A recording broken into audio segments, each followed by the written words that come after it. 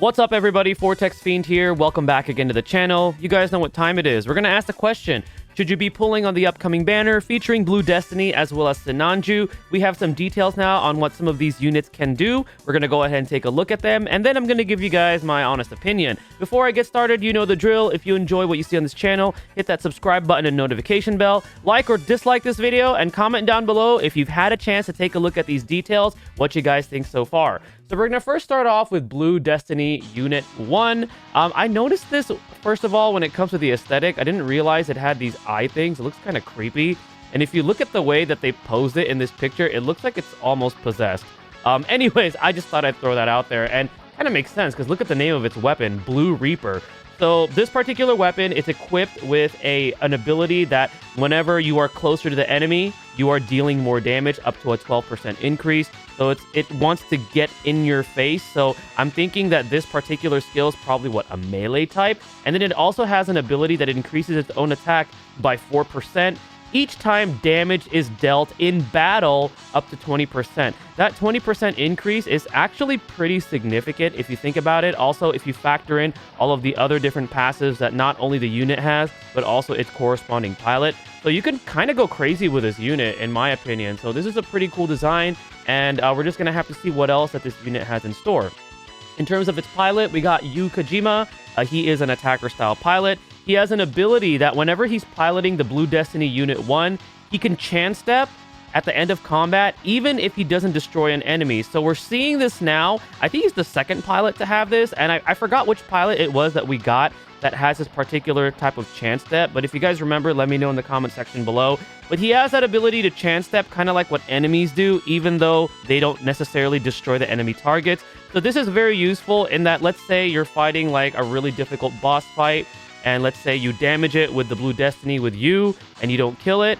In the event that hopefully he survives, you could go in and try to land that finishing blow. So the way that I could see this being useful is, let's say you have a unit, for example, like the recent Gundam Aerial rebuild, where Soletta has that ability to essentially intercept an incoming counterattack. That could be pretty useful with this particular chance step, because let's say you don't destroy the enemy target, and you know you're going to eat a counterattack. Aerial steps in, or whichever unit has that particular type of support defense, and then you could use the additional chance step to further deal more damage, or perhaps finish the enemy off. And then it also has a character skill that increases damage dealt to enemy by 20%. Again, this is a damage dealer, so this is always a nice type of skill to have. And it says damage dealt, so that means just damage across the board, which that means since he's not increasing like a particular type of weapon damage. This should not be affected by a weapon damage nullification, but we'll just have to find out. All in all, I think both the unit and the pilot are solid, but remember, they're not limited, so if you decide not to pull on the banner, you are not going to be missing out, because both the pilot and the unit will be added to future banners.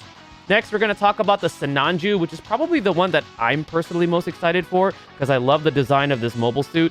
So it has Beam Naginata EX. So this EX weapon inflicts a debuff that increases damage taken from beam weapons by 25%. That's probably going to go up to 35%, assuming this is the level 1.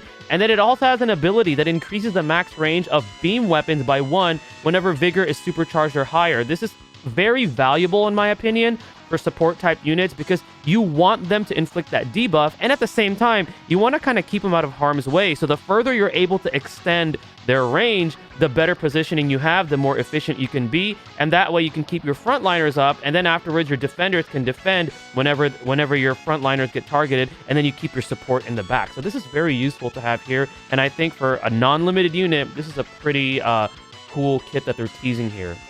The pilot is going to be Full Frontal.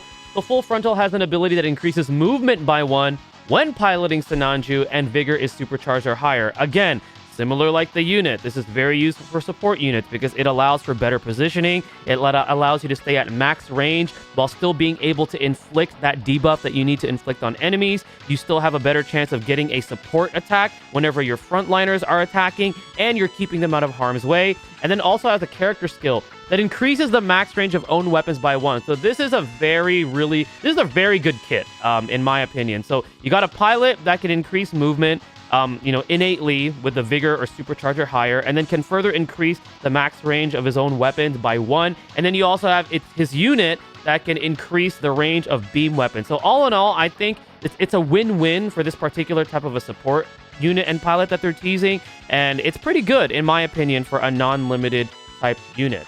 And then finally, we got Mineva Zabi, who I've been told is the daughter of Dozel Zabi from the original Gundam.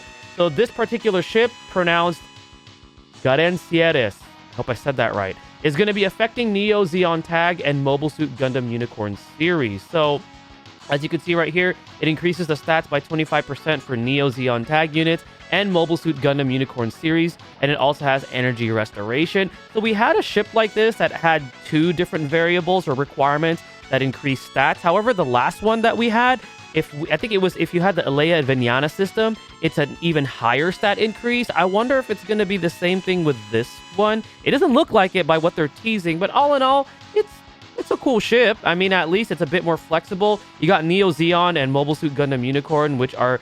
Neo Zeon is a pretty flexible tag. There's a lot of units that are part of that particular tag. And then Mobile Suit Gundam Unicorn, there's also a plethora of units that we currently have in game, especially because we got the Unicorn main story and, you know, that whole dev tree and everything. There's a lot of really cool units you can develop there that you could take advantage with the ship. However, again, it's not a limited ship.